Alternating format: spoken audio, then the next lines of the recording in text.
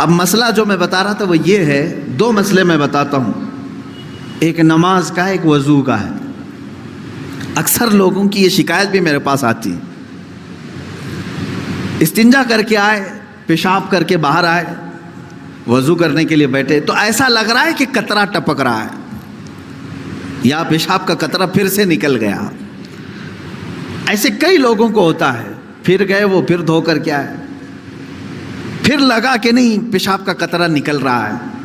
یہ اطمینان نہیں ہوتا کچھ لوگوں کو۔ حالانکہ استنجا کریں آپ، پورا اس میں استبرا ہے، یعنی کھانس کر کے ہو یا اٹھ کر کے بیٹھ کر کے پیر کو موڑ کے کسی بھی طرح سے آخری قطرہ نکال دیں، یہ ٹھیک ہے۔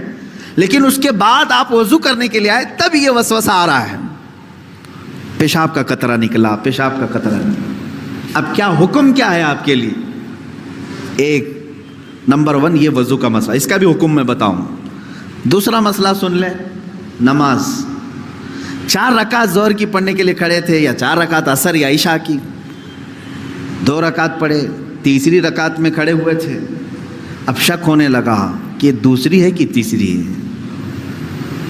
تیسری میں کھڑے تھے، یہ شک ہونے لگا یہ چوتھی ہوگی کہ تیسری ہوگی۔ ایسا ہوتا ہے بہت سارے لوگ۔ نماز کا ایک مسئلہ یہ ہے، آپ وضو کا ہے، دونوں کا حکم کیا ہے اس سے میں آپ کو اپنی زندگی کے متعلق بتاؤں گا۔ پہلا والا جو مسئلہ ہے پیشاب کے قطرے کا، پہلی مرتبہ ایسا کبھی ہوا ہے تو جاؤ دھل لو۔ ایک بار ایسا ہوا کہ پیشاب کا قطرہ ٹپکا ہے یا لگ رہا ہے، جاؤ دھل کے آ جاؤ۔ پھر ایک مرتبہ ایسا ہوا ہے کہ وضو کرنے بیٹھا ہوں، ایسا لگا کہ پیشاب کا قطرہ ٹپک گیا، جاؤ دھل کے آؤ، اور اتنا حصہ جہاں کپڑے میں لگا اس کو بھی دھل لو۔ تیسری مرتبہ بھی ایسا ہوا ہے، دھل لو۔ اب اس کے بعد شریعت کہتی ہے اب نہیں جانا اس کے بعد۔ اب وضو کے لیے اگر بیٹھو گے، تمہیں لگ رہا ہے کہ پیشاب کے قطرے ٹپک رہے ہیں، ٹپکنے دو۔ تم پانی لے لو ایک چلو میں اور اس جگہ پر چھڑک دو پانی وہاں پر اس کپڑے کے اوپر چھڑک دو۔ کیوں؟ اس لیے کہ کہا گیا ہے کہ بعد میں اگر تمہیں وسوسہ بھی آنے لگے تو یوں سمجھ لو یہ پیشاب کا قطرہ نہیں بلکہ میرا چھڑکا ہوا پانی ہے، میرا چھڑکا ہوا پانی۔ اچھا ایسا کیوں کرایا گیا؟ شک تو ہو رہا ہے۔ سنیں فقہائے کرام نے فرمایا اے بندے، تجھے عبادت اللہ کی کرنی ہے۔ کس کی کرنی ہے؟ اللہ کو راضی کرنا ہے۔ اور یہ جو وسوسے آ رہے ہیں تجھے، یہ شیطان کے ہیں۔ اگر تو بار بار اٹھ کر کے دھونے کے لیے چلا جائے گا تو بات یہ ہوگی کہ تو شیطان کی پیروی کر رہا ہے اللہ کو چھوڑ کر کے۔ یہاں شریعت نے یہاں تک کہا کہ شیطان کی پیروی ہو جائے گی اگر کثرت سے تو کرنے لگ گیا۔ جب شیطان وسوسہ ڈالا اٹھ گئے، جب شیطان شک ڈالا پھر اٹھ گئے۔ بار بار اگر خیال آ رہا ہے تو اس پر عمل کرنا جائز نہیں۔ پانی چھڑک لو اور کہو میں شیطان کی پیروی نہیں کروں گا، میرے مولا کی عبادت کروں گا۔ دوسرا مسئلہ نماز کا کہ جس میں اگر 3 میں 4 میں شک ہو، ایک بار ہو گیا تو چلو دوہرا لو، 2 بار ہو گیا تو چلو ٹھیک ہے، جتنا یقین ہے اس کے آگے کی رکعتیں پڑھ لو۔ اب اگر بار بار ایسا شک ہوتا ہے تو فرمایا گیا اپنی نماز ویسی ہی کمپلیٹ کرو، اس لیے کہ یہ شیطان تمہیں وسوسے ڈال رہا ہے۔ اگر تم اس کے وسوسوں کی طرف جاؤ گے تو یہاں ہوگا یہ کہ تم شیطان کی پیروی میں لگ گئے۔ حقیقت میں نماز تو رحمان کی عبادت ہے۔ آپ سمجھ رہے ہیں؟ یہ 2 مسئلوں سے میں تمہیں بتاؤں گا میرے عزیزو، پوری زندگی بھر شیطان اسی طرح سے کرتا ہے، تو میں اپنے اصلی مقصد سے ڈائیورٹ کر کے کسی عام فضول چیز میں لگا دیتا ہے، فضول چیز میں لگا دیتا ہے۔ اسی لیے اب جیسے کسی نے اپنے پورے گھر کی فکر میں، اپنی جائیداد کی فکر میں پوری زندگی ختم کر دی، اسے معلوم ہی نہیں کتنے دن رہنے والا تھا، کتنی عمارتیں بنا رہا ہے، کتنی چھتیں قائم کرے گا۔ اے بندے، تیری زندگی لمبی سے لمبی جاتی تو 70-80 سال کی، تو بنا ہی رہا ہے 30-40 سال کی عمر میں، بچے ہیں تیرے پاس 25-30 سال، ان 25-30 سالوں کے لیے تو نے اپنی پوری زندگی جھونک دی، صحت و طبیعت سب برباد کر ڈالی۔ لیکن جہاں 100 سال سونا ہے کہ 200 سال کہ 500 سال کہ 1000 سال، ہمیں معلوم نہیں قبرستان میں کتنا سونا ہے، وہاں کے لیے بندہ ایک رات کی بھی عبادت کرنے کو تیار نہیں, ایک تسبیح گھمانے کو بھی تیار نہیں, وہاں کی عمارت تیار کرنے کو بندہ تیار نہیں. یہ شیطان ڈائیورٹ کر چکا ہے تمہیں. تمہاری اصلی منزل تو وہ تھی, تمہیں لگا دیا کسی اور کام میں, تمہیں لگا دیا کسی اور کام میں. عزیزان گرامی, اسی لیے تو شاعر نے کہا تھا, آگاہ اپنی موت سے کوئی بشر نہیں, سامان 100 برس کا ہے پل کی خبر نہیں. 100 برس کے پلان ہے, پل کی خبر نہیں. تو شیطان اس طرح سے جو ہر زندگی میں ڈائیورٹ کرتا ہے.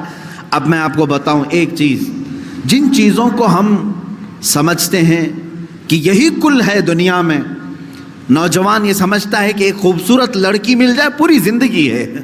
دیکھو اسی پر تو شعر و شاعری کرتا ہے, اسی پر تو پوری محبت کے نغمے گاتا ہے. اسے معلوم نہیں کتنے دن کیا یہ عائش ہے.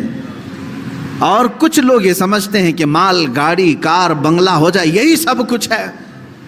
تقریباً انہی میں ہم سب دوڑ رہے ہیں, انہی میں ہم دوڑ رہے ہیں. ایک بادشاہ نے اعلان کیا کہ آج میری عنایتوں کا دریا جوش میں ہے, میں خوب عطا کروں گا. لوگوں کو بلایا, ایک کوئی بندہ ایسا آ جائے جس کے لیے میں کہتا ہوں اپنے ہاتھ میں ایک چھڑی لے لے, لکڑی لے لے, اور وہ زمین پر دائرہ کھینچتا جائے صبح فجر کے بعد. اب وہ دائرہ کھینچتا کھینچتا سورج کے ڈوبنے سے پہلے پہلے تک جتنا دائرہ کھینچ لے گا وہ پوری زمین اس کے نام پہ کر دوں گا. دن بھر میں آپ کتنے ایکڑ کھینچ لیں گے, اگر فری میں مل رہا ہے تو کون چھوڑے گا. دائرہ کھینچنے کے لیے کہا کہ جو لکیر سے سرکل بنا لے, جتنا بنا لے گا, لیکن ٹائم ہے سورج ڈوبنے سے پہلے پہلے تک. اس میں سے ایک وزیر یا ایک سپاہی آگے آیا اور اس نے اپنے ہاتھ میں چھڑی لے لی. بادشاہ سلامت مجھے اجازت دے دے. اور بادشاہ نے کہا کہ اگر سورج ڈوب گیا تو پھر ایک بالشت زمین بھی نہیں دی جائے گی, یعنی 1 فٹ زمین بھی نہیں دی جائے گی. ہاں, سورج ڈوبنے سے پہلے پہلے تک یہاں پر دائرہ مکمل کر. اب وہ نکلا چھڑی لے کر کے, لکیر کھینچتے کھینچتے, اسے بہت بڑی زمین چاہیے تھی, اتنی بڑی کہ اس سلطنت میں کسی کی نہ ہو. جب فری میں مل رہی ہے, کھینچتا کھینچتا وہ کافی دور تک چلا گیا. دوپہر ہو گئی, تھک گیا, کچھ دوڑا کچھ چلا. اب جب دوپہر ہو کر سورج ڈھلنے لگا تو اس نے سوچا واپس ہو جاتے, چونکہ جہاں سے میں دائرہ کھینچا ہوں وہاں تک لا کر کے لکیر کو ملانا ہے, اتنی زمین میرے نام پہ. اب واپس ہوا. اب یہ کتنے کلومیٹر کی زمین گھیرا تھا واللہ عالم. دوڑا تھا اس نے صبح سے لے کر دوپہر تک, نہ کھانا ہے نہ پانی ہے, دوڑ رہا تھا. دوڑتے دوڑتے سورج پیلا ہو گیا, عصر کا وقت آ گیا. اب اس نے دیکھا کہ بادشاہ کا محل اور سپاہی سب قریب نظر آ رہے ہیں. دل میں ٹھنڈک ہو گئی, میں پہنچ جاؤں گا. سورج کے ڈوبنے سے پہلے پہلے میرے بگننگ پوائنٹ جو ہے, جہاں سے سٹارٹ ہوا تو وہاں تک پہنچنا ہے مجھے. لیکن تھک گیا تھا, آزا جواب دے رہے تھے, نڈھال ہو گیا. شاید آدھا کلومیٹر یا 1 کلومیٹر باقی رہ گیا ہوگا, چلنے کی سکت نہیں رہی. لیکن باہر سے وہاں سے لوگ آوازیں دے رہے تھے, بہت لمبی زمین تو نے گھیرا ہے, اتنی بڑی زمین کسی کو نہیں ملے سلطنت میں, آ جا دوڑتے ہوئے. کچھ لوگوں نے ہمت دکھائی, حوصلہ دلایا, دوڑا اور تیزی سے دوڑا, پھر دوڑا. سورج ڈوبنے کے بالکل پاس میں آ گیا.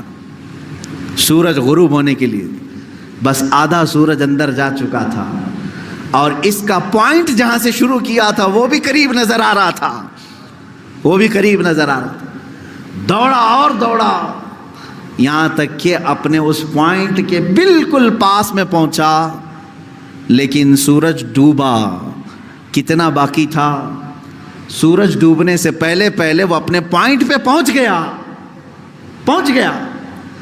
اس طرح کہ پیر اس کے ایک طرف, ہاتھ اس کے اس طرف, سو کر کے اس نے اپنی لکڑی آگے کی, پوائنٹ پر پہنچ گیا. اس کے بعد سورج ڈوب گیا. اب اس کی ہو گئی زمین, جتنا صبح سے لے کر دوڑا تھا اس کی ہو گئی زمین.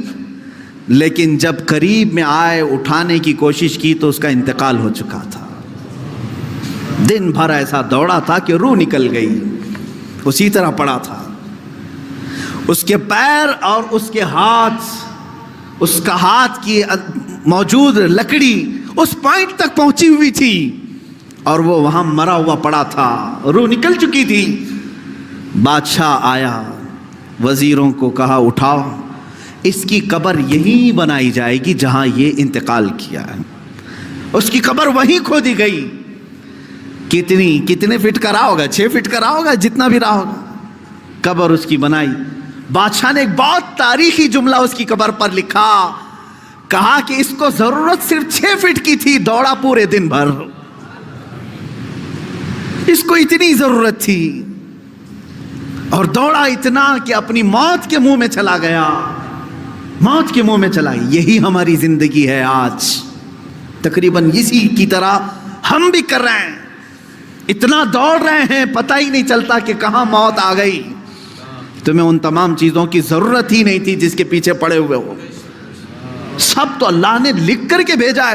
ارے میاں، تم اپنی ماں کے پیٹ میں 100 دن کے نہیں تھے، تب اللہ نے فرشتوں کو بھیج کر کے لکھوا دیا، اسے اتنا رزق لکھ دو، اسے اتنے اولاد لکھ دو، اسے اتنی خوشبختیاں لکھ دو. سب لکھا جا چکا ہے. جو ملنا ہے اس پر ہم پوری زندگی کیوں داؤ پر لگائیں؟ ہمیں تو اس مولا کو راضی کرنے کے لیے زندگی خرچ کرنی چاہیے. ہم وہ نہیں کر سکے. میں یہاں چند بزرگوں کی بات بتا دوں.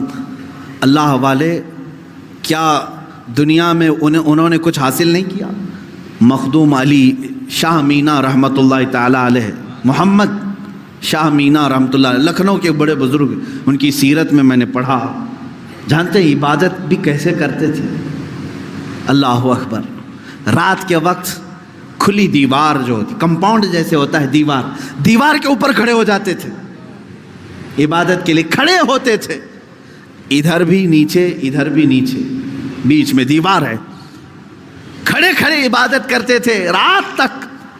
لوگ کہتے کہ حضور مسجد ہے، نیچے صحن ہے، آرام سے کریں. کہتے جب آرام ملتا ہے تو نیند آ جاتی ہے، آرام ملتا ہے تو نیند آ جاتی ہے. میں دیوار پر کھڑا ہوتا ہوں اور رات کو نیند آتی ہے تو کبھی کبھار دیوار سے گر جاتا ہوں. تو کہا گر جاتے ہیں پھر بھی کھڑے ہوتے ہیں؟ کہا ہاں، جو جسم غافل ہوگا اس کی سزا یہی ہے کہ وہ دیوار سے گرایا جائے. جو اپنے مولا سے غافل ہو اس کی سزا یہی ہے کہ اسے گرایا جائے. یہ اللہ والے تھے جو لمحے بھر کے لیے غافل ہوتے تو اپنے جسموں کو سزا دے دیتے تھے. حضرت سیدنا ابو بکر شبلی رحمۃ اللہ تعالی علیہ، یہ ہمارے سلسلہ قادریہ کے بڑے بزرگ ہیں. بحر شبلی شیر حق دنیا کے کتوں سے بچا، ایک کارک عبد واحد بے ریا کے واسطے. ہم شجرہ میں پڑھتے ہیں ان کا نام. حضرت ابو بکر شبلی رحمۃ اللہ علیہ بغداد شریف کے بزرگ ہیں. سیدنا امام اعظم ابو حنیفہ رضی اللہ تعالیٰ عنہ کے پڑوس میں دفن ہیں. آپ جب رات کو ذکر الہی کے لیے کھڑے ہوتے یا عبادت کے لیے کھڑے ہوتے، ایک مرتبہ ایسا ہوا کہ آپ کو جھپکی آئی، نیند آئی. یہاں تو لوگ رات تو چھوڑے، جمعہ میں سوتے ہیں. بہت سارے لوگ تو جمعہ میں اپنی نیند کمپلیٹ کر کے آتے ہیں. پتہ ہی نہیں چلا کہ امام کب کھڑا ہوا، اقامت کب ہوئی، خطبہ تو پورا نیند میں چلا گیا. واللہ عالم سوتے ہیں یا پھر کشف کرتے ہیں، مراقبہ کرتے ہیں، 4تھی منزل پر پہنچتے ہوں گے.